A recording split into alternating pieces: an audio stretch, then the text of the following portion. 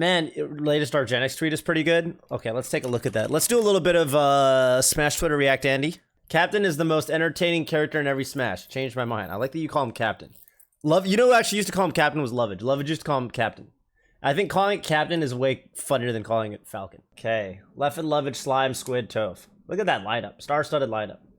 Star-studded lineup. So, Zain, None, Mango, IBW. Again, the four... So, top four was actually the same.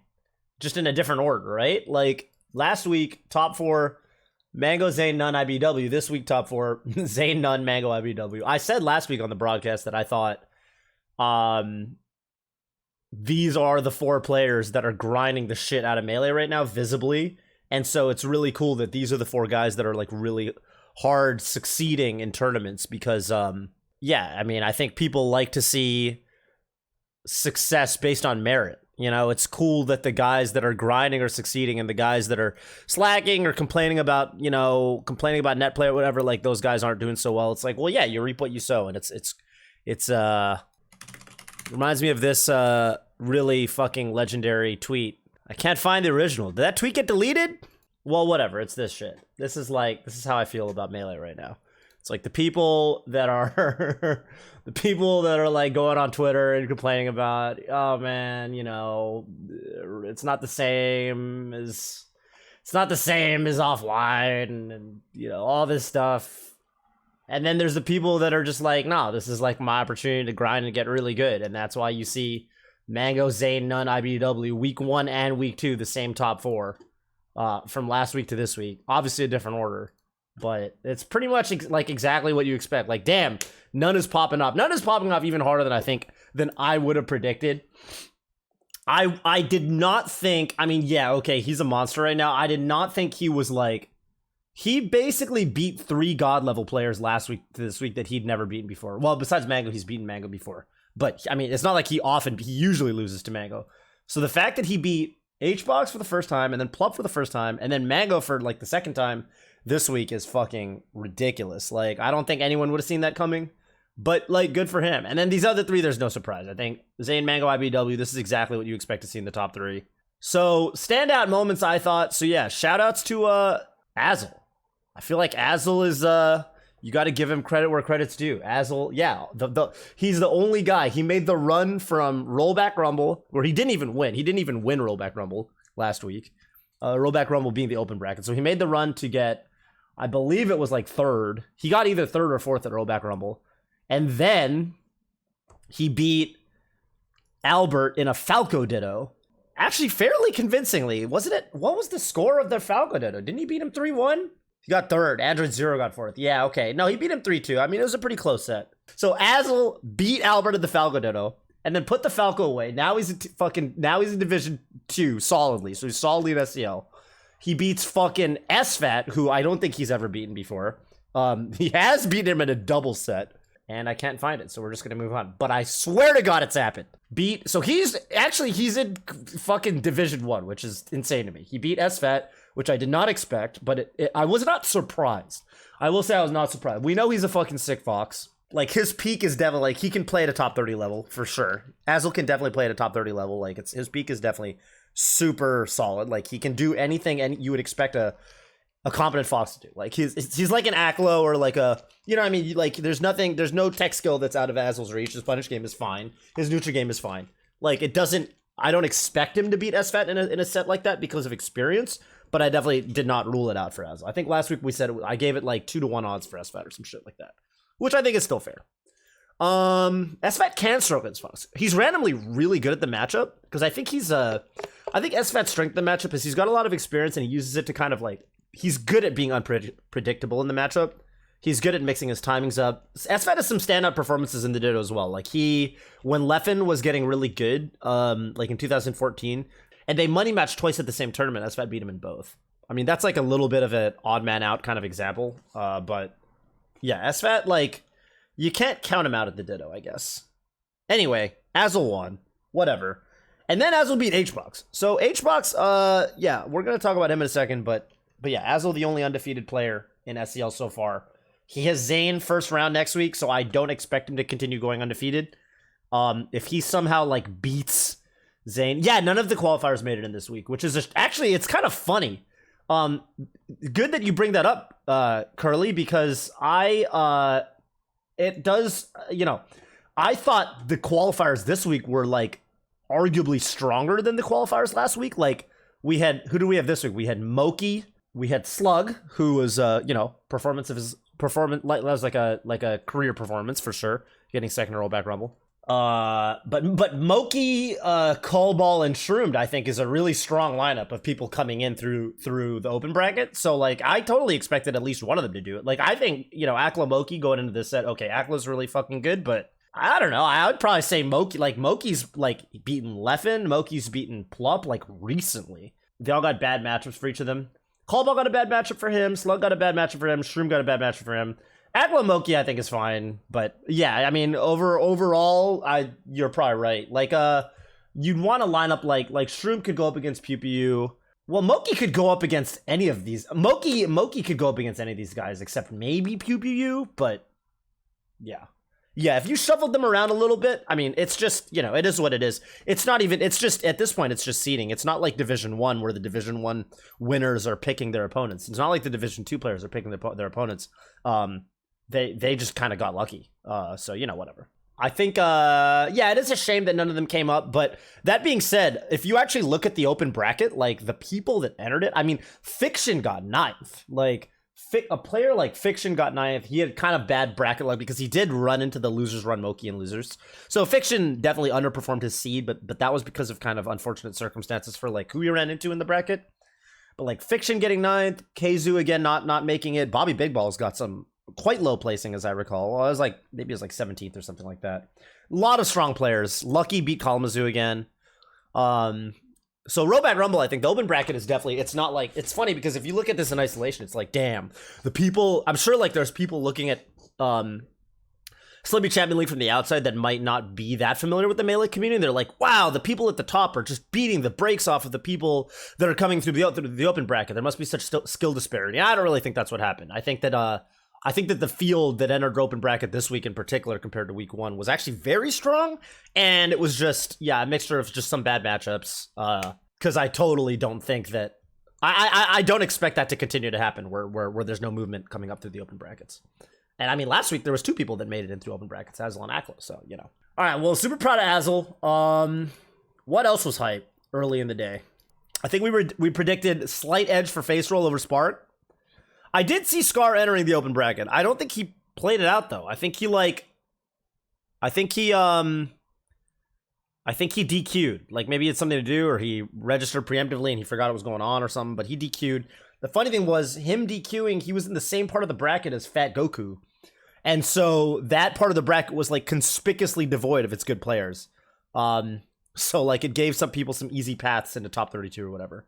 Face Roll beating Spark, I think, is expected, but only slightly. Like, Spark can win that. We gave it a slight edge to Face Roll last time, based on their set history, but, you're not really too surprised to see that. Axe PewPew, this is a little bit sad. I didn't get to watch it in the studio, actually. I was getting coffee or something. Again, I don't know, man. I feel like when I look at PewPew, I keep saying this, and it's, I'm kind of beating a dead horse at this point. I do wish he would just trust his Fox. Like, I wish he would play Fox for characters like Pikachu and Sheik, because he's good at it. He can do it. Like, he literally has shown it. His Fox is a winning record against players like Swedish Delight and Shroomed. Okay, Pikachu's a different story, but I just think it's easier. He clearly did not really grind the Pikachu matchup. When I listened to Leffen's commentary, Leffen's pretty harsh, but Leffen was kind of driving home the point that, like, you got a week to prepare for this guy. It didn't really look like he brought any of that preparation to the table. That being said, I mean, Axe is really good at the Marth matchup, really, really good at the Marth matchup. So it's, you can't really blame him for losing the way he did, and Axe played out of his mind. I mean, some of the combos he put together, he makes Pikachu's up air look just like the most nightmarish thing imaginable versus Marth, where it just looks so stressful to get hit by, because you get hit by it, and Marth is one of these characters that wants to get hit. When he gets hit off stage, he wants to get hit by strong hits that he can DI. So if you can imagine the stage, he wants to get hit when he gets hit by like a move like Falco's back air at 130. He can DI it really well, and then he goes like, if this is the the stage, he can go like up here, so he can like use side B and his double jump mix-ups to get back to the stage. With Pikachu, even though the upper doesn't send you that far, it sends you at a really like bad angle for Marth to recover. You just kind of like fly out there. It's kind of like Sheik's forward air, but it's like a fixed, you know, it's a fixed distance. How do I say? It's percent independent, basically. It's not, you just get a bunch of knockback. It's kind of like getting hit by a shine. And so like Axe definitely kind of milks that on PPU and Marth in general. It's really bad for Marth because when you get hit by that, you just don't really get opportunities sometimes to even do the recovery mix-ups. And then Axe can like interrupt your side Bs with the, you know, the up B, you know, double up B back to the ledge. A lot of tricks on Marth off stage. And then the problem is it just didn't look like PPU had a win condition. Like when Zain plays, there's basically two ways that Marths historically have beaten floaty characters that they've struggled against. You either do the PPMD thing, which is you just outplay them in neutral super duper hard, you don't get hit, and then you kill them at 200, or you kill them at 150 with a tipper forward air. Or you do the Zain thing, and you find new ways to kill them at like new ways to edge guard them, new ways to combo into pivot tipper, whatever it is. I mean, okay, that's a bit of an oversimplification, but like if you look at, for example, Zain versus Amsa, yeah, Amsa's living to stupidly high percents in that matchup. He's basically doing what I call the PP thing. PB wasn't really ready to do either. You either have to wall Axe out super hard, or you have to find some way to like consistently kill him. And it didn't really look like he had either. Whereas Axe had a bunch of exploitable win conditions. I think that I don't know. I mean, PB's, again, his secondaries are so good. He has such a good command of the game that there's no reason a player like him, in my mind, shouldn't just go Fox. Like, Plup went Fox for Axe and 3-0'd him. I think PewPew's Fox is insanely good. He used to trust it against players like Amsa, Swedish Delight. I liked his counter pick versus Amsa. I thought that was very smart. He was like, damn, I cannot beat this motherfucker with Marth. Cool, I'm gonna play Fox and camp the shit out of him. And guess what? It worked really well. He had an overwhelming set record. Amsa eventually figured it out and beat him, you know, in like a set or whatever. But like, I just think that he could definitely stand to do that more. I don't know. If anything, it's just that maybe PewPew hasn't been practicing the game as much, so maybe he doesn't feel like his secondaries are up to stuff, but I don't know. I mean, I totally think he can just do it. Like, I don't think there's any reason he couldn't. When I say Amsa, I mean the Yoshi. S2J Aklo was kind of brutal. S2J kind of went off against the people he beat. Like, okay, yeah, he didn't beat anyone like super outstanding this week. I feel like his Falcon performance was like a little bit overshadowed by Nun. You know, like Nun beat Plup and Mango. So that kind of sucks for Johnny. Like, you know, Johnny's his Falcon performance is kind of on the back burner this week. But if you look at what he actually did, he like fucked Aklo up and he fucked Ginger up. It was like 6 games straight, and now he's in Division 1, which is actually a really good performance for him. So next week, Nun and Johnny are going to be in the same division, which I think is really cool. S2J, I mean, he was the guy when this thing started. Like, you know, I said, hey, he's the one guy that I could definitely see being in Division 1, even though he got slotted into Division 2. But I totally expect him to just fight his way up to Division 1. He didn't do it that first week, but he completely exceeded expectations this week, I think. I didn't think he was going to beat Aklo and Ginger that hard. This is the best triple knee I think I've ever seen. So, lead chop Nair? Oh, no, just Nair. Yeah, Nair. Wave dash back Nair, in fact, which I thought was very... He uses... Look at how much... Look at... Just using that... He Zains him. He uses that last little bit of the stage. That last little pixel of stage to get this spacing outside of the down air. And then he just, like, felt it. He just felt it. That was such a good conversion. It's crazy. Like, he's literally... This was a 0 death from the Nair. Ginger did not... you do not expect, like, throwing this down air. Like, you do not think you're dead. There's, like, how is Falcon possibly going to kill me for going for this? How is this possibly going to end in me dying as Falco Lombardi? There's no way. And then he just gets fucking deleted. That was so bonkers that just happened like that. And Ginger's in Div 2. It's fine. He can get back into Div 1. He fought up from... Hey, what up, Phyllis AGC? Thank you for the prime. He fought up from Div 2 to Div 1, you know, once already. You know, we know he can do it, especially depending on who his opponent is. Johnny's just really fucking good. That's a tough draw to run into Johnny for your Division 1 relegation match. What else was hype? So Johnny now in Division 1. Congratulations to him. Face roll, doing the Wizzy to Wizzy. You'll love to see it. I mean, this is a funny set because they're just crouch tech chasing the shit out of each other. I love watching Face Roll succeed because like basically everyone on the West Coast loves watching Face Roll win things because he's really good, and we all remember when he was really bad. He was like not that good 4 years ago, and then suddenly he just started getting really good, and then he's like really good. That's like, oh shit, okay, well, yeah, and he's also Midwest, like he's got Chicago roots. I think Chicago. That sounds right to me. Him beating Wizrobe is really hype. I'm really happy for him. So he's alive in Division 1, which is really cool. He's gonna have to play Mango next week. We're gonna get into the Week 2 division, or the Week 2 prediction soon. Hey, what up, Aklo? What up, dude? Good shit this weekend. And then HBox Azel.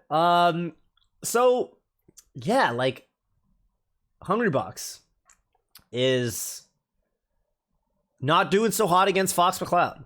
And it sucks because like, okay, he tweeted this, right? He tweeted my heart isn't in it or whatever, and then, you know, like Leffen memed on it with the Genshin Impact tweet, which is kind of funny and relatable because my heart is definitely also in Genshin Impact right now. But like, honestly, like, that's kind of how it is. He tweeted my heart is elsewhere, and like, okay, so here's the thing that I realized. I had to learn this shit the hard way.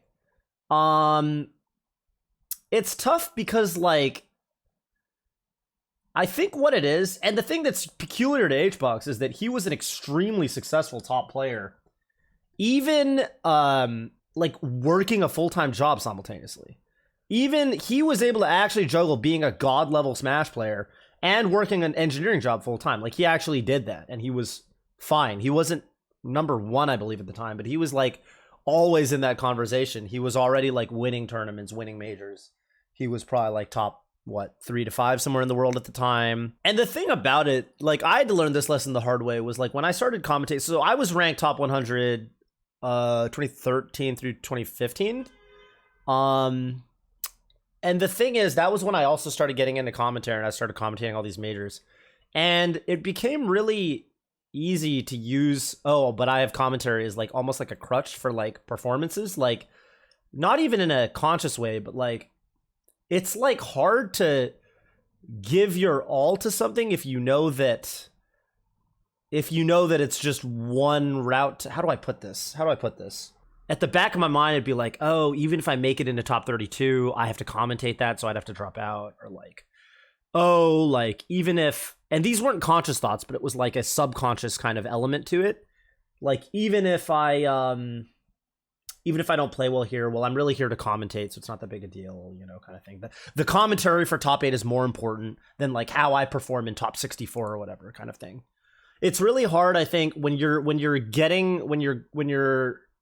like trying to succeed as a top player or as a player, like when you get that satisfaction for the game from alternate avenues, I think it's hard to keep the fire burning as hard as when you only, like, if you have to perform as a player versus like if you have some other means to kind of get success from the game. So like for me, it was commentary. For HBox, I think he's probably got some of that right now with streaming, where his stream has been popping off lately. And I think it's not like a conscious thing, but it's like you always have that. I don't think he's even saying to himself like, oh, because I'm streaming, it doesn't matter if I do well or not. I think he wants to take it seriously, and I think he wants to be good. It's more like he wants to be good, if that makes sense. Like he wants to have the fire that he had when it's not the same, like when he was working an engineering job and playing Melee, like Melee was his outlet to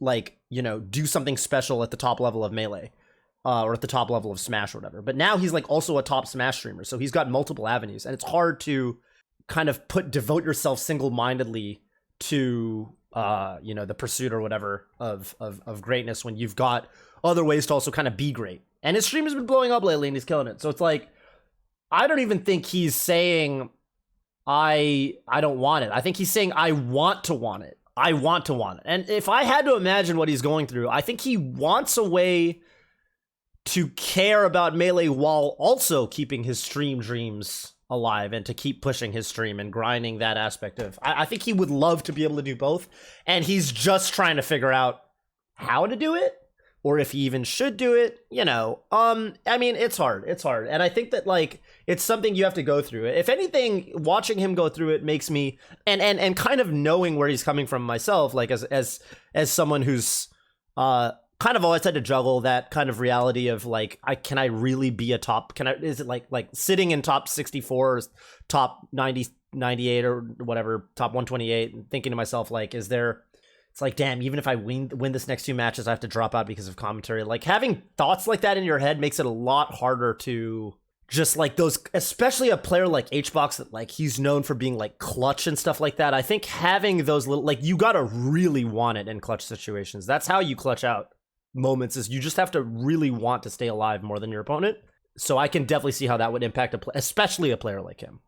And yeah, it makes me respect a guy like Mango all the more, because I'm sure Mango has had some of this. Like, I mean, I remember back in the day when his stream has been blowing, like, Mango's kind of steady state at this point, but when his stream was blowing up from when he was getting into streaming, I mean, he's been doing this a lot longer than the rest of the guys. Like, his stream started blowing up in like 2014, I want to say, like, you know, over 5 years ago at this point. And he would make jokes like that, where it's like, whatever, I'm just a Mario Kart streamer now. I'm not even really a Melee player. I'm a Mario Kart streamer now, whatever. He would make jokes like that.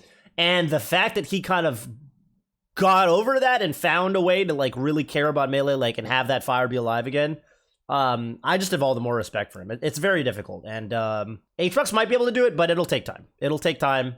Again, HBox is very new to this whole having a pop and stream thing. He like Mango went through this years and years and years ago. So we'll see what happens with HBox. I have faith that he I don't think he's necessarily going anywhere. He's definitely slumping right now though. Like, there's no doubt that he's slumping right now. Yeah, I mean, I was basically like, damn, IBDW, like, good for him. He beat HBox in the Friday set on VG Bootcamp. He beat him in, was it the Bet US Showdown that I commented with Chillin'? And then, damn, he beat him again on Summit. But it almost kind of was like a shame, where it was like, then Azel beat Hungrybox, and like, really good for Azel, but it's also kind of like, damn, okay, HBox is actually just losing to a lot of people at this point. As a holdover from last week, he also lost to None. Like, yeah, HBox is definitely dropping sets to a lot of people that he wouldn't be considered, like, wouldn't even be considered threats to him in the past.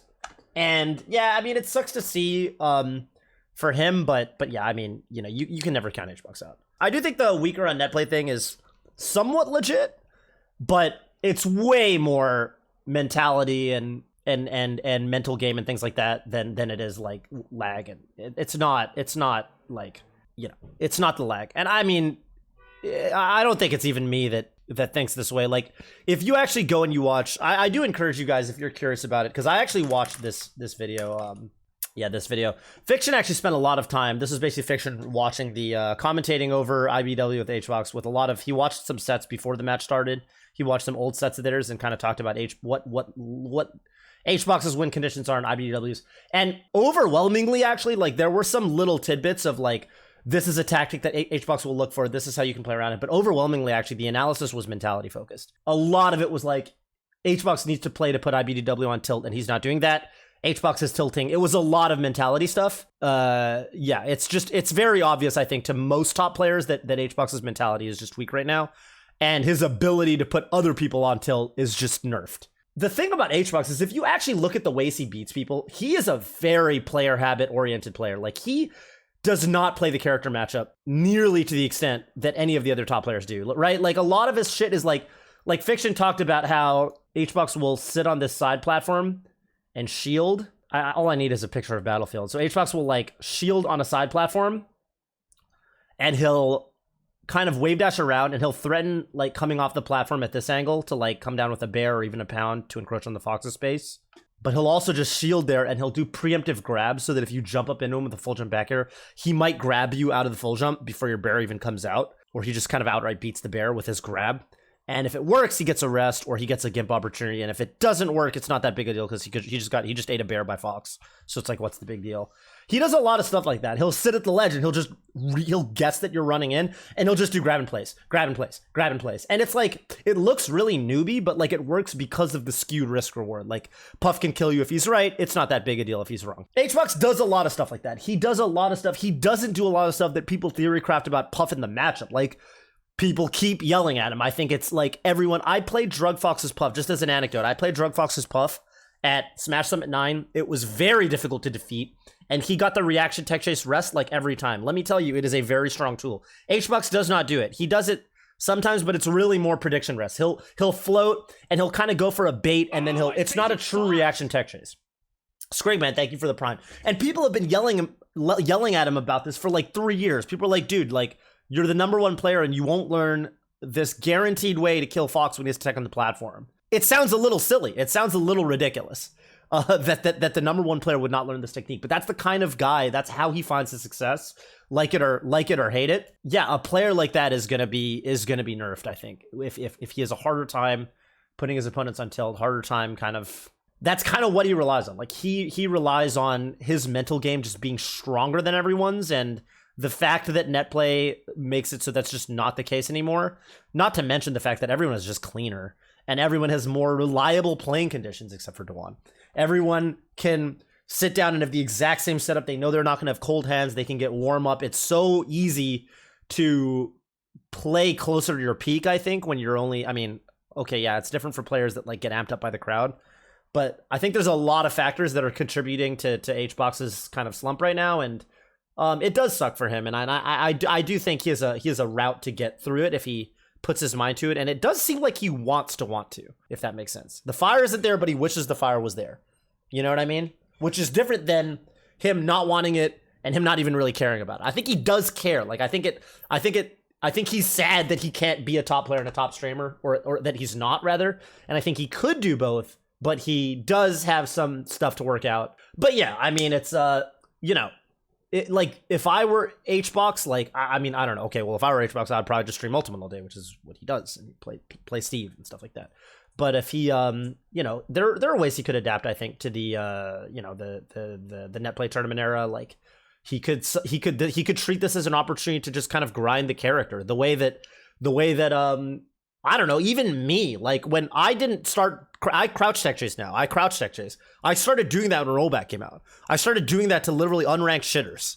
I didn't know how to do it. I practiced dash back out of crouch 20 minutes a night for like 2 weeks, and now I go for crouch tech chases against unranked players, and my tech chasing is just better than it's ever been. That's a very simple and personal example. Players like Mango, Zain, and IBDW, of course, they're, you know, there's ways you can, I think there's a lot of stuff, and people are saying to HBox, like, dude, there's a lot of stuff that he's not doing with the character of Puff, and maybe it's, if he wants to kind of, you know, reach that level, maybe rely a little less on the mental game stuff and a little more on kind of, you know, new ways to, you know, lab the edge guards a little bit better. He's definitely dropping a lot of edge guards right now that he, you know, for what, that's a whole nother can of worms, because some of those are definitely unwarranted. But there's ways he could take a little bit of the focus, if he wanted to. He could take a little bit of focus away from kind of what his historical strengths are and just kind of patch other ways, and that might even be fun for him. I don't know. It might be fun to learn some new techniques. You know, it's a good opportunity, I think, with how you know, Slippy kind of is, to just like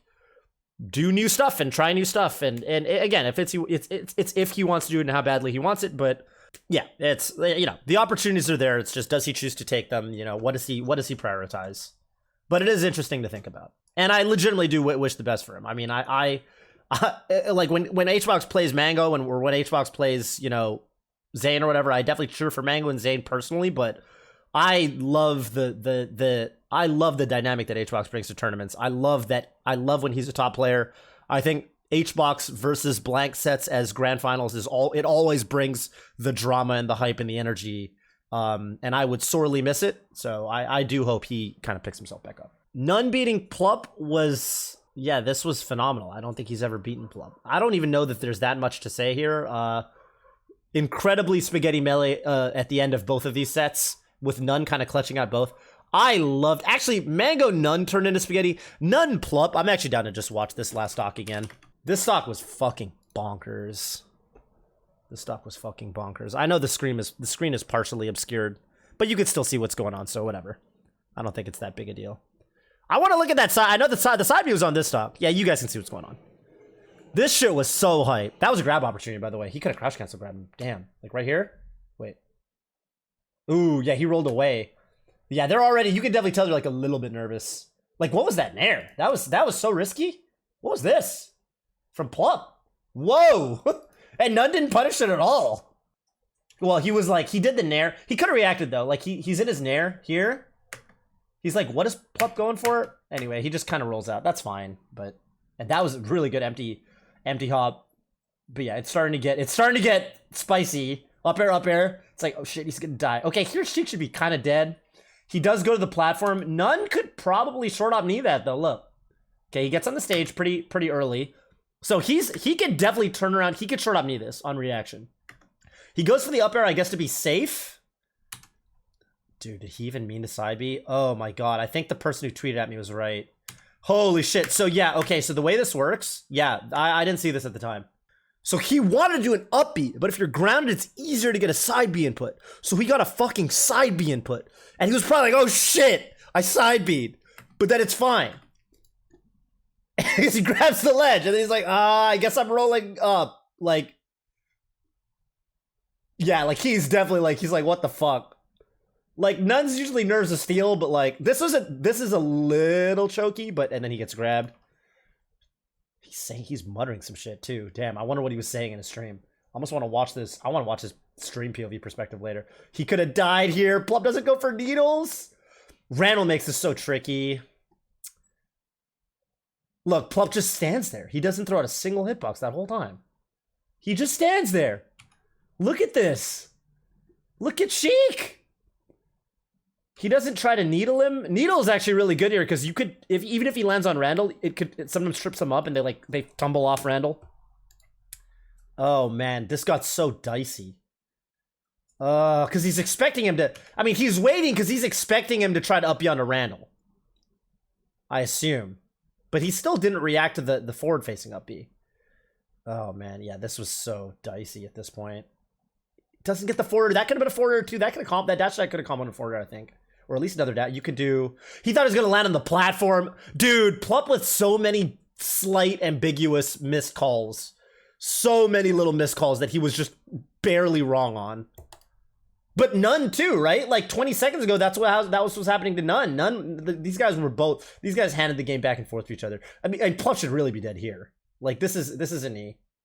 But he was like, oh shit. And then it's like thanks, and then Plup's here, and he's like, oh my god. I've got to fair him when he lands on the platform. Nope. Forward throw. He definitely didn't mean to forward throw. Nice. Wall jump bear. None gets up early. How does he kill him again? He just crouch cancels the F tilt. Okay, you gotta be able to kill him at this point, right? Back air. Okay, back air's a weird choice too. I don't really understand back air. Like, I feel like knee is the move, but yeah, because like you could obstacle this, but he wasn't ready to obstacle because he thought he was getting kneed. He was like, oh, set's over. Yeah, this shit was fucking bonkers. Anyone could have won that. Good for None though. Beats Mango in kind of a similarly spaghetti fashion. Honestly, more spaghetti, if we're being honest. And then Zain is just too good. I don't think there's much to talk about here. Zain was feeling the shit out of himself. Love that Zain still... I love that the concept of hubris is still so ingrained in Zain's mind. You guys know the hubris story, right? You know, you heard the interview at the end of the day where yeah, where Zain was like, yeah, I don't know. He even used the word hubris. He was like, what did he say? He was like, let's try to pull the clip. I don't know if you guys know the hubris story.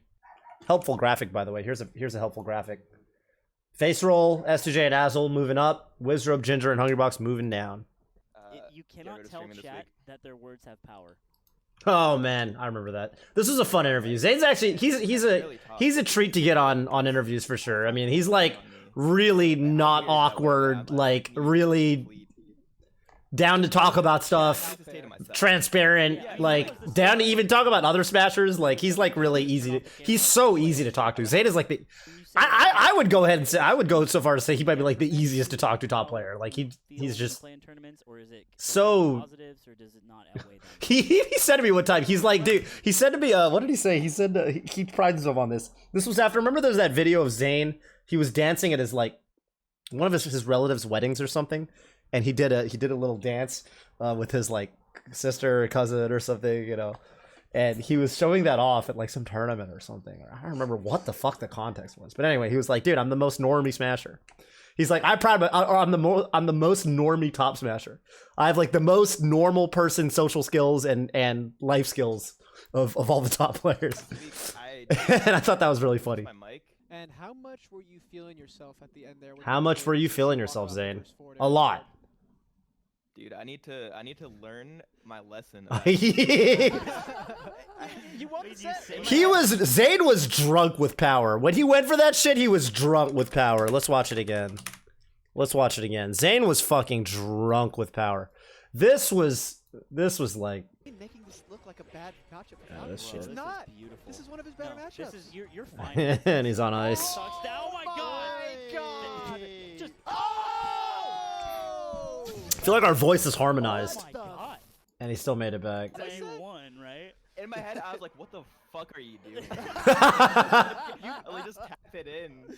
Like Hey. sometimes your Tap it body in, just dude. moves on its. All you have to do there is fucking forward smash. But my head was just like not on par with what my hands are doing. So I was a little scared, but Hey, I think your hands knew better there. You made a lot of people in Yeah. Twitch chat very happy with that combo. That's melee is like getting so lost in the sauce that no matter what, you're like, hold on, and you usually your hands take over, right? So, Zain was it was actually CEO 2018, I believe it was. There's the set where he lost to Wizzy. I've told this story on like the reads before, so maybe some of you guys have heard the story. But basically, like it was the set where he was up a fucking ridiculous amount to Wizzy, and he should have just won the set.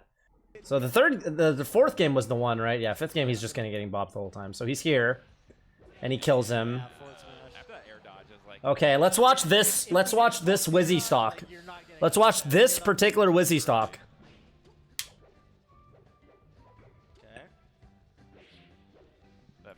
And I'll do default view so that it's easier. You see that? Yep.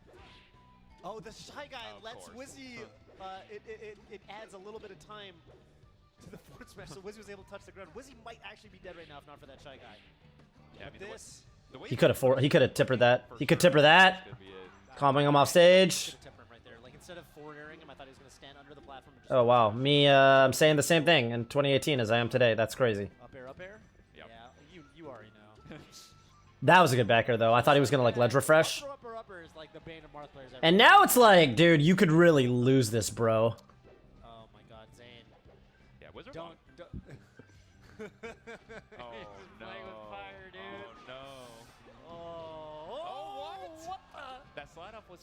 Ooh. Wizzy I right think now. he just Wizzy gets looking for an opportunity. need. That forward air's not going to do enough. Wizzy's on the ledge. He's safe. He can't shield grab this. Oh my god. Zain looking for his wallet, but he finds it. Wow. Oh, Yeah. That's gonna be it. And like so many Zayn sets have gone like this. Zayn's up. I can't believe that's not it. He's up 2-0. And Wizzy just makes the 3-game comeback. And like, there was a moment too earlier. Like, look how much he's up at the beginning of this game. It's not even. Look at this lead. Look at this fucking lead. I mean, he's like. He's up 2-1. Look at this lead. Like it wasn't even just that stock. And he starts doing some sexy Zayn stuff, you know. He's like, oh boy, he's looking for a ledge cancel downer there. One of those like. You know, oh, his recoveries are nice. Can't gimp him. Gets down throw need. Starts bringing it back. And yeah, you guys saw what happened after this. We already played that part. Yeah. And like, okay, so Zayn super disappointed himself after this, and I basically went up to him in the there was like an after party that was actually, it was a very strange after party because it was at a bar, but there were like other normal people at the bar. So the after party was like, we were like partying with like normies. It was very strange. Anyway, whatever. I went up to him. We had like drink tickets or whatever, and we had a chat, and it was like, I was like, dude, yeah, you know, we're talking about some random stuff, whatever, shooting the shit, and then he was like, what did he say? He's like, man, fucking Wizzy or something, right? And I was like, dude, you know what your only weakness is, Zayn? And he was like, tell me, man. And I was like, it's hubris. I was like, dude, sometimes you're fucking drunk with power. Like, you realize you could do anything to your opponent, and you just start fucking doing these edge cancel down airs. I mean, I didn't even spell it out like that. As soon as I said hubris, he's like, dude, you're fucking right. And he like, it was so funny. And like now when I see him, it's great because that was off of a loss, and it's one thing to take that lesson to heart off of like a heartbreaking loss to Wizzy. But I think it's actually very impressive that even off of destroying None, you know, game 4, not close at SCL this weekend, I think it's actually very impressive that coming off of that, he still thought to himself, you know what, I gotta sauce a little less hard. What the fuck am I doing? I just need to tap it in. This is bad practice for future tournaments. Like, I think it's actually very mature and responsible from Zay that he's actually still thinking that way, even though now it really does look like sometimes he can just get away with doing whatever the fuck he wants. Yes, even against Captain Falcon. But yeah, he learned Wizzy. I would say Wizzy. I would go so far as to say Wizzy was basically the guy. Like those Wizzy sets where he would just find the most miraculous ways to lose against Wizzy when he really had no business losing anymore. I feel like those sets taught him a very important lesson, in particular in the Mortal Falcon matchup. And it's good to see that it's just paying off now because Wizzy between last week and this week has basically just been, his job has been basically to beat Falcos and Captain Falcon and Plup, I guess. And he is looking super solid versus Captain Falcon right now. He's looking kind of untouchable in the matchup. So good for him. I'm really, really happy that Zain was able to finally fucking learn his lesson. All right, predictions for next week. First of all, let's talk about who the Division 1 players picked. Zain picked Azel. I think that's very smart. I think if you got an up-and-coming Fox, I think Zain's Marth is a really good, like, hard counter to that. So I don't think Azel can beat Zain. I would give him like a 10% chance. 10 might even be too high. 10% tells me 10% is like, I think if we played him in 10 tourney sets, he's gonna win one. I don't really think he would win a set out of 10. I think he would be, yeah, I don't know, maybe he'd have to play really fucking good. What up, Jake Chu? IBW Plup, we've seen this one before. Plup can totally do it. He foxed him last time. I don't know. I feel like Plup's... Yeah, actually, no, never mind. He can go either. I think his Fox and Sheik are both equally likely to beat IBW. I think IBW is the favorite, but it's like 60-40. Plup can do it. Like, I think Plup has been playing average these past couple weeks. I mean, don't get me wrong. 3-0ing Axe with Pikachu, Axe with Fox in Fox Pikachu, I think is really, really good. Like, Plup is still definitely like a top tier player. And he can totally do it. But nah, I'll give it 2-1 odds. I'll say Cody's like 2-1. More likely that IBW wins. None SJ, I have no fucking clue. I actually think None is probably quite favored, but it's like not really that bad. Like None Johnny, it always feels like Johnny can win. And likewise, when Johnny's been winning, it always feels like None can win. Right now, None definitely has the upper hand. I would say that the gap is the hardest in None's favor right now than it's ever been between these two. Like SJ, their history has been, it's been the case before where None would be ranked like 19th and SJ would be ranked like 8th in the world, right? And SJ is the favorite, but you never really know. I would give this right now. I'd give this 2-1 or 3-1 for None though. Yeah, it wouldn't be like that surprising. Johnny just has to play good, and Johnny's been playing quite well, right? Like if you actually like watch again, I think None's performance last week overshadowed Johnny's by quite a bit, but like that, what did Johnny actually do? He 3-0'd Aklo pretty hard, 3-0'd Ginger pretty hard. He didn't drop any games. You can't ask for a better performance, right? I think Johnny played pretty fucking good this week, all things considered. But that was cool. So None, and the interesting thing here is None actually had second pick. I mean, yeah, it makes sense. It's basically, do you pick Johnny or do you pick Face Roll or Plup? And I think for a guy like None, yeah, he can definitely he beat Plup this week. He could definitely beat Face Roll, but I think it makes way more sense for him to go for the Falcon Ditto than to go for one of the Sheiks. And then Mango can pick either Face Roll or Plup. Sure, okay, of course he's going to pick Face Roll over Plup. I think Face Roll is really fucking good, but Plup is more of a... I mean, these guys have such a storied set history, Mango and Plup. I think Mango Face Roll is probably just a better matchup for Mango. So I think it makes sense. Yeah, so I think Mango Face Roll, I'll say probably 2-1, 3-1 Mango. Again, I think that, IBW, None, and Mango are the favorites here, but I think it's not that surprising if the other guy wins. And I think Mango definitely looks vulnerable to Sheik sometimes. He looks mortal versus Sheik. Like Face Roll can definitely do it, especially with how hard he how hard he combos and how hard he tech chases. I'm down to talk about this in a little bit. This is an interesting. This just got linked by Cream. Melee's barely changed the top level in the last several years. I might not compete anymore. I spent the last 2+ years of watching hours of VODs per day for lessons, so I feel like I've seen quite a bit. I think a lot of people conflate the idea of individual people improving with meta progression. Mango always talks about how Armada would have a tougher time against certain people like Wizzy Zain, but I don't think any impact on the meta caused that. Mango would disagree with this hard. Mango talks about how he thinks Melee has changed a lot recently. But it really comes into question what you mean by top level. Like Zain didn't exist at the top level 2 years ago. Armada did exist. That's a huge change. Like that, the fact that you have to care about, which is kind of what Ginger's saying. Like, Armada have a certain time against certain people. Yeah, I mean, it's true. It's the biggest changes have just been that certain people have gotten better and certain people have gotten worse or stopped playing. So he I mean, this can be completely true or completely false depending on what context he's talking about. So I assume that I assume he's just probably talking about the context where he's saying that the overarching meta, I guess, haven't changed that much, which is, yeah, I think certain people have gotten way better. The thing is, though, if you're not competing, there's always this kind of trend where you like, it looks like not much is changing in the meta, and then you wake up one morning and it's like, oh shit, actually a bunch of stuff has changed. I just kind of didn't notice it. Like, I remember a couple years ago, Loudnandus was talking to me about how he thought, like, damn, like, he's like, look at the top 100 this year. There's all these new players in the top 100 that probably aren't that good. And when you look at, the people that have stopped playing, like, damn, like, Melee, like, the top 100 is definitely weaker than it was last year. And at the time I was kind of like, yeah, that is how it looks. And this must have been like 2017 or 2018. And I was like, yeah, I think you're right. And then all of a sudden, I feel like I woke up one morning and I was like, no, people are just better. And I feel like it's this kind of thing where the meta, or like how clean people are playing and things like that, it always feels like it's 2 steps forward, 1 step back. And I don't really know why that's the case. I kind of want to dig into this more.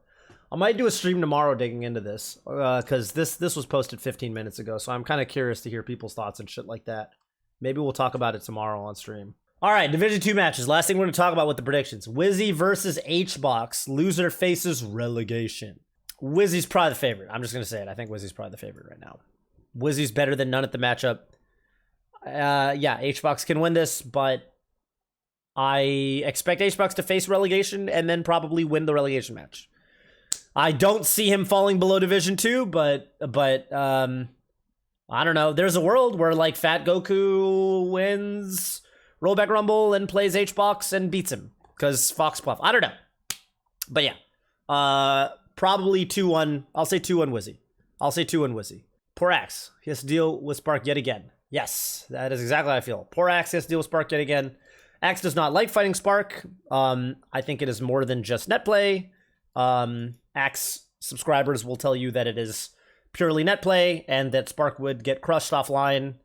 I think even the Axe subscribers are probably having a harder time saying that week over week as they keep playing, and you know, we watch Spark do really well versus players like Hungrybox. Maybe Spark is just a good player.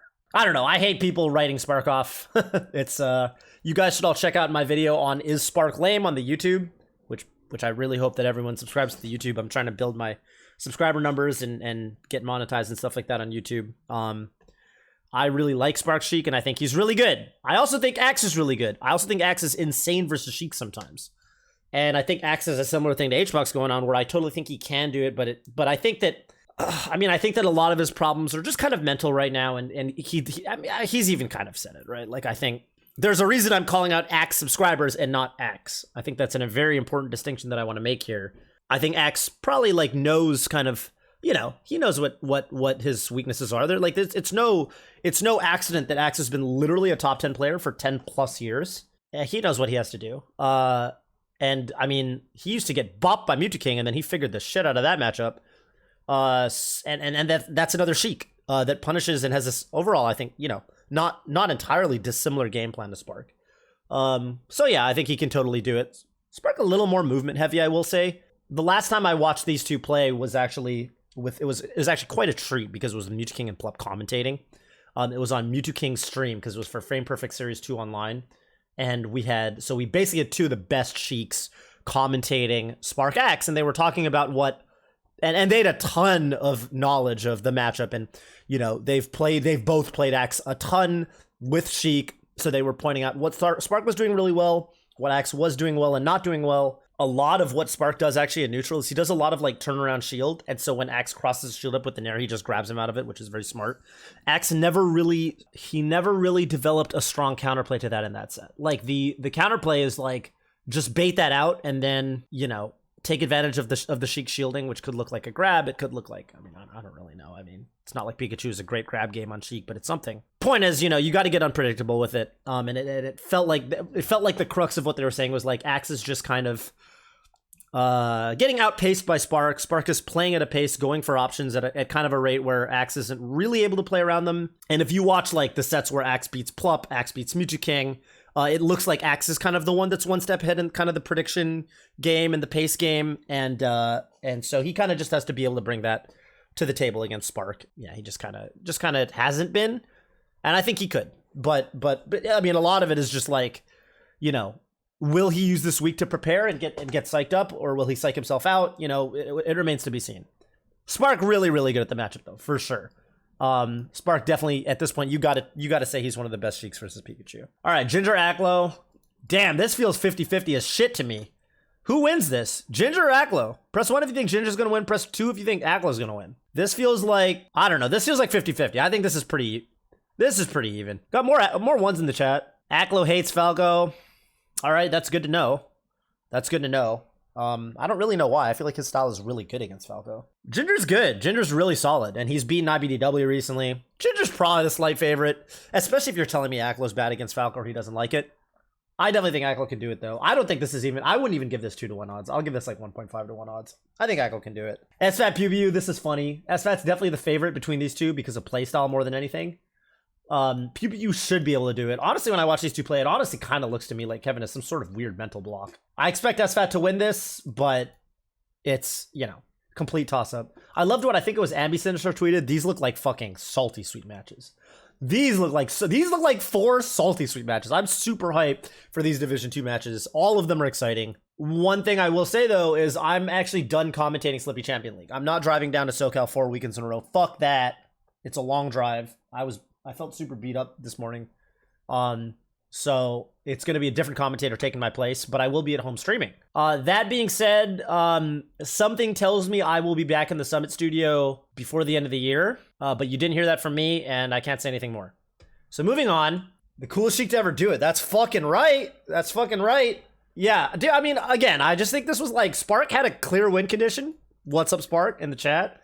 And I feel like Shroomed, like, his whole gameplay was like, avoid Spark's win condition, which he did sometimes, and sometimes he didn't. And so he got edged out every single game because he was just trying to avoid Spark's win condition. I don't think he got a single chain grab. If you watched him play Swedish at Genesis, and this is a point I made on the commentary, he got chain grabs. He actually played he had a win condition against Swedish. Like, yeah, okay, Shroom doesn't like the chain grab, but he can do it, and we've seen him do it against Sheiks who like the chain grab and play for it all the time. So we know Shroomed can do it, but he just, I don't know, you know. He definitely, it looks like he's outside of his comfort zone sometimes in these matchups against players like Spark, and when he does well in the matchup, it looks like he forces himself to go outside of his comfort zone. And I just think he wasn't really able to do that against Spark. So who's gonna win next week? I don't know. I'm feeling like Mango Zane's probably gonna happen again, if I'm being totally honest with you. Mango is a pretty easy path to finals, I will say. When I say pretty easy, I don't mean easy. Because he's got to get through none again. Even Face Roll can beat him. But I think this is about as good of a path you could ask for as a guy like Mango. Dude, Plup, here's the thing about Plup, right? I'm glad you bring up Plup. If Plup beats IBDW, Plup has a great matchup against Zain. So, like, when you really think about it, like, Plup, yeah, he hasn't been doing that great at SCL so far, but he hasn't been doing that bad.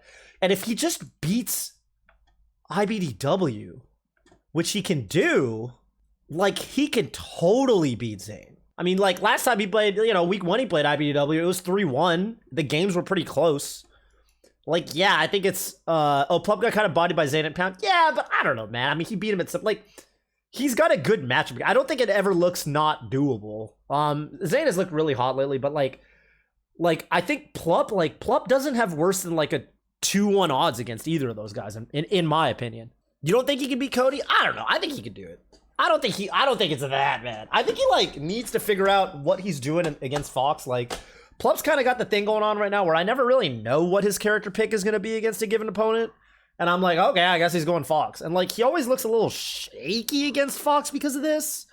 But, like, it never looks that bad. Like, the worst he's gotten beat by a Fox was still probably Moki from Gommel last year. I don't know. The Fox fear, dude, the Fox fear is real, though. I will say. You need fucking confidence. I always say that in, like, aspects of gaming, like tech chasing, opping, anything where there's, like, you gotta do it, and it's like the reward is high, but you get fucked if you miss. So if you get wake up shine, or if you miss your fucking op shot and you're a sitting duck fucking reloading that thing, Like, you need fucking confidence. You just need confidence. Like, if you get the grab, like, I remember when Plup used to get the grab against Foxes, he would, or Falcos, he'd get the down throw, and it looked like when other Sheiks got the grab, you can always tell when a Sheik is like, some Sheiks almost, they look like they're scared when they get the grab. They get the grab and they do the down throw, and they almost look like, oh man, I hope I don't get fucking wake up shine. Like, here we go. I hope I fucking hit this shit.